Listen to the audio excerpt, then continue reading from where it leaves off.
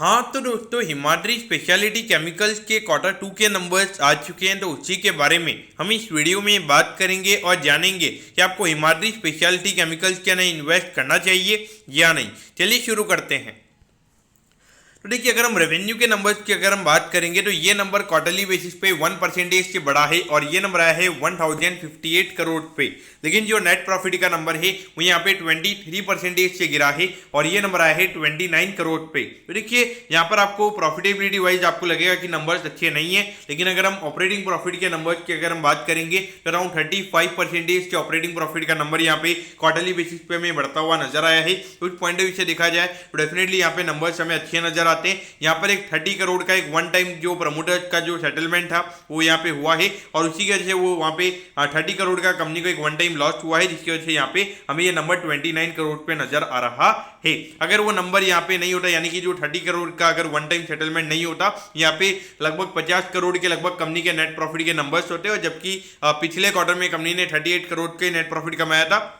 यानी कि लगभग यहाँ पर अगर हम ऑपरेटिंग बेसिस पर अगर हम बात करेंगे तो यहाँ पे लगभग 12 करोड़ से हमें नेट प्रॉफिट का नंबर बढ़ता हुआ नजर आता। अगर हम ईयर ऑन ईयर बेसिस पर अगर हम रेवेन्यू के नंबर्स की अगर हम बात करेंगे तो 64% से रेवेन्यू के नंबर्स कंपनी के बढ़े हैं और जो नेट प्रॉफिट का नंबर है वो यहाँ पे 163% से बढ़ा है और ये नंबर आया है 29 करोड़ पे। ऑलमोस्ट अगर हम देखेंगे तो यहाँ पे ऑलमोस्ट 2.5 गुना यहाँ पे जो कंपनी की प्रॉफिटेबिलिटी है वो हमें यहाँ पे ईयर ऑन ईयर बेसिस पे होती हुई नजर आ रही है। तो देखिए, यहाँ पर ये कंपनी का मुझे मेन प्रॉब्लम ये नजर आता है कि आप 1000 करोड़ का रेवेन्यू करके भी अगर आप 40-50 करोड़ के लगभग कई नेट प्रॉफिट अगर आप कमा रहे हो तो वहां पे कोई भी कंपटीटिव एडवांटेज आपके प्रोडक्ट में नहीं है। तो उस पॉइंट ऑफ व्यू से जब भी यहाँ पे जो डिमांड वगैरह में कम होती हुई नजर आएगी तो वहां पे एक काफी बड़ा इफेक्ट यहाँ पे कंपनी की प्रॉफिटेबिलिटी के ऊपर आ सकता है। यानी कि यहाँ पे अगर 4-5% से भी अगर कंपनी के रेवेन्यू के नंबर्स अगर कम हो जाते हैं तो वहां पे लगभग अगर हम देखेंगे जो नेट प्रॉफिट का नंबर है वो यहाँ पे 20-25% से हमें यहाँ पे कम होता हुआ नजर आएगा।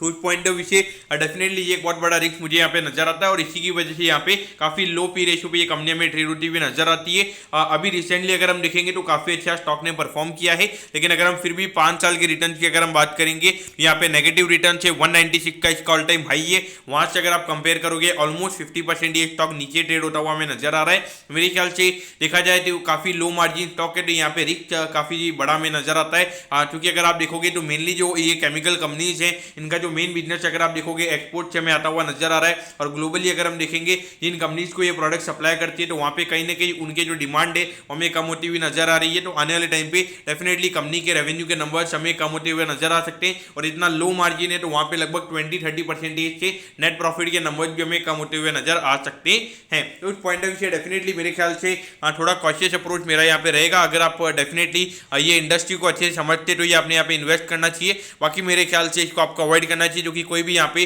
कंपटीटिव एडवांटेज कंपनी के ऊपर नजर नहीं आता है और ये 4-5% का नेट प्रॉफिट मार्जिन यहाँ पे मेरे ख्याल से बहुत बड़ा यहाँ पे रिस्क हमें यहाँ पे ये नजर आता है। तो दोस्तों, मैं होप करता हूँ कि हिमाद्री स्पेशलिटी केमिकल्स के जो क्वार्टर टू के नंबर्स है वो आपको अच्छे समझ में आ गए होंगे। अगर आपकी कोई भी क्वेरीज है आप कमेंट कीजिए, मैं जरूर आपके कमेंट पर रिप्लाई करूंगा। ओके दोस्तों, thank you, have a nice day.